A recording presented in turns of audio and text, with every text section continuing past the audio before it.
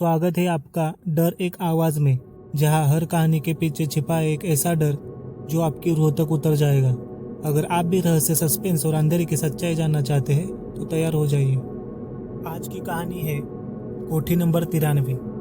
1932 का साल, ब्रिटिश भारत का दौर। शहर से दूर एक घना इलाका जहां इंसानों से ज़्यादा जंगल, धुंध और सन्नाटा था। वही अंग्रेज अफसर रॉबर्ट क्लिफ्टन ने बनवाया था एक आलीशान बंगला जो आगे चलकर जाना गया कोठी नंबर 93 के नाम से। उसकी पत्नी कैथरीन क्लिफ्टन बच्चों से नफरत करती थी। कहते हैं वो चीखों से परेशान हो जाती थी और शायद इसी वजह से उस कोठी में नौकरों के बच्चे ज़्यादा दिनों तक जिंदा नहीं रह पाए। एक रात 6 साल की बच्ची एमी अचानक गायब हो गई। उसकी आखिरी चीख नौकरों ने सुनी थी, लेकिन जब तलाशी हुई सिर्फ सीढ़ियों के नीचे खून के निशान मिले और एक गुड़िया जिसकी आंखें जली हुई थी। रिया मेहरा 29 वर्षीय युवती देहरादून की रहने वाली थी। एक शांत पहाड़ी परिवार में जन्मी रिया बचपन से ही बेहद संवेदनशील थी। उसके पिता लेखक थे और माँ एक स्कूल टीचर। घर में किताबों, कहानियों और रहस्यों की भरमार थी। लेकिन रिया का खुद का जीवन एक भयावह मोड़ ले चुका था। जब वो सिर्फ 7 साल की थी, एक पारिवारिक समारोह में उसे गलती से एक बंद तहखाने में बंद कर दिया गया था, पूरे 6 घंटे के लिए। न कोई आवाज़, न कोई रोशनी, बस अंधेरा, ठंड और दीवारों पर सरसराहट। उस घटना ने उसके अंदर अंधेरे का गहरा डर भर दिया था, लेकिन यही डर उसका जुनून बन गया। दिल्ली यूनिवर्सिटी में मनोविज्ञान में पीएचडी करते समय उसका शोध विषय था डर का मानसिक और आत्मिक प्रभाव, ट्रॉमा के बाद की पहचानें और शारीरिक प्रतिक्रियाएं। पीएचडी के 5वें वर्ष में उसे एक स्थानिक अखबार के क्राइम आर्काइव सेक्शन में एक पुराना लेख मिला, जिसमें लिखा था एक अंग्रेजी बंगला जहां समय रुक गया और एक बच्चा आज भी अपनी मां को ढूंढ रहा है।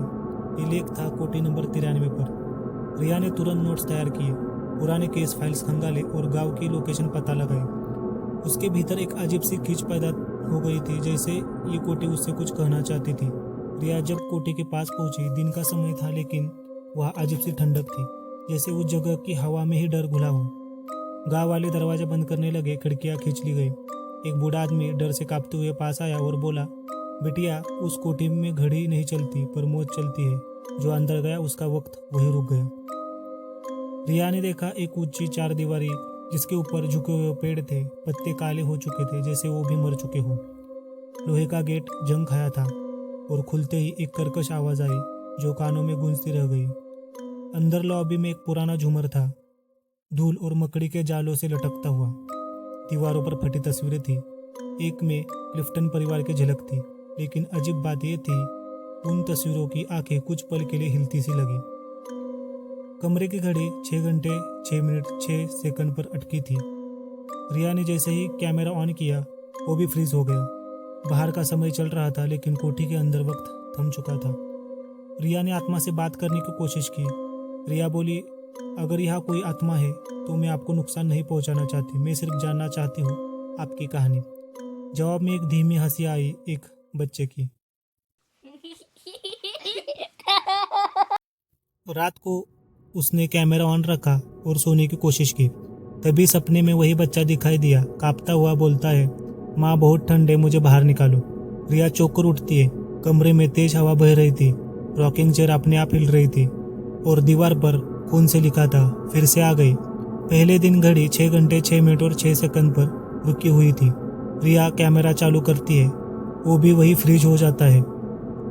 समय बाहर चल रहा है, लेकिन कोठी के अंदर सब ठहरा जाता है, जैसे कोठी खुद एक टाइम लूप में बंदी हो। रिया लॉबी में खड़ी होकर कहती है, अगर कोई आत्मा है तो मैं आपकी कहानी जानना चाहती हूँ। जवाब आता है एक मासूम बच्चे की धीमी हंसी। रात में वह सबसे कम डरावने कमरे में सोने की कोशिश करती है।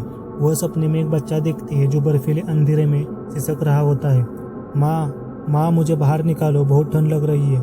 कमरे में अचानक ठंडक भर जाती है। खिड़की दरवाजे बंद होने के बावजूद हवा चलती है। कोने में रखी रॉकिंग चेयर अपने आप हिल रही होती है। दीवार पर अपने आप लिखा हुआ आता है, फिर से आ गई।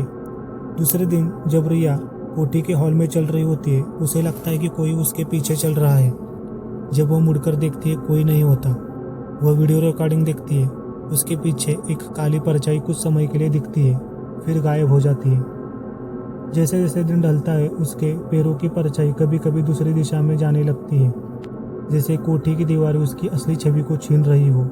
खाना खाते समय उसे किसी के हंसने की हल्की आवाज़ें सुनाई देती है, लेकिन कमरे में वह अकेले होती है। तीसरे दिन सुबह के वक्त रिया जब बाथरूम में जाती है तभी बाहर से एक महिला की चीख सुनाई देती है, दर्द से भरी, जैसे किसी को जिंदा जलाया जा रहा हो। वो बाथरूम से बाहर भागती है और उस दिशा में जाती है, पर वहाँ सिर्फ एक सूखा शीशा और टूटी बाल्टी पड़ी होती है। शीशे में उसे पीछे खड़ी एक औरत की झलक दिखाई देती है, लेकिन मुड़ने पर कोई नहीं होता। दिन भर उसे पानी की टपकती आवाज़ आती रहती है, लेकिन पाइप बंद होते हैं। घर के एक कोने से हल्की सी सुलगने की गंध भी आती है, जैसे वहाँ कुछ जलाया गया हो। चौथे दिन सुबह रिया आईने में चेहरा धोती है। जैसे ही वह शीशे में देखती है, उसका चेहरा बदल चुका होता है। उसकी आंखें काली पड़ चुकी होती है, होठ सिले हुए, और वह खुद को चीख नहीं, घुटी हुई फुसफुसाहट में बोलता देखती है। अचानक वह अपनी परछाई को शीशे में हंसते हुए देखती है, लेकिन वह खुद नहीं हंस रही थी। कमरे की दीवारों पर अजीब शब्द लिखे होते हैं, डर को समझना ही उसका हिस्सा बनना है, तू अब सिर्फ देखने वाली नहीं रही। रिया डर के मारे पीछे हटती है और गिरते वक्त दीवार पर लगे पुराने फ्रेम से एक कागज गिरता है, जिसमें एक बच्चे की स्केच बनाई होती है। नीचे लिखा होता है, माँ जैसी लगती है। 5वें दिन रिया नींद से उठती है, लेकिन कुछ अजीब है। सारा कमरा वैसा ही सेटअप में है जैसे वो पहले दिन आया था। कैमरा फिर से बंद हो चुका है। घड़ी फिर से 6 घंटे 6 मिनट और 6 सेकंड पर अटकी है। वही सपना फिर से शुरू होता है, लेकिन अब बच्चा और करीब आ चुका है। उसकी आंखें अब लाल हो चुकी है, आवाज़ तीखी है, तू मेरी माँ जैसी दिखती है, तू मुझे छोड़ेगी नहीं ना। अचानक फर्श से आवाज़ आती है, खोलो मुझे। रिया फर्श हटाती है और उसे पुराना तहखाना मिलता है। अंदर मिलता है धूल भरे खिलौने, एक छोटी लकड़ी की कुर्सी, एक पुरानी डायरी जिसने बच्चों ने लिखा हुआ था। माँ ने कहा थोड़ी देर में आएगी, लेकिन बहुत दिन हो गए, भूख लगी है माँ। कोने में बैठा होता है वही बच्चा, हड्डियों का ढांचा लेकिन जिंदा आंखें।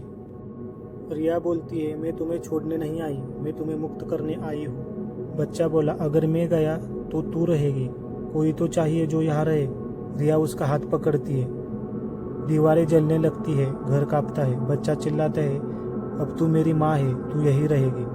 अगली सुबह गांव वाले देखते हैं कि कोठी से एक औरत बाहर निकलती है। चेहरा रिया जैसा है और उसकी आंखें गहरी, बाविन खाली है। उसने नेम प्लेट बदल दी है, doctor Riya Mehra, therapist for traumatised children. वो अब वही रहने लगी है, पर कहते हैं जो भी उस कोठी में गया उसे अब भी किसी बच्चे की हंसी सुनाई देती है।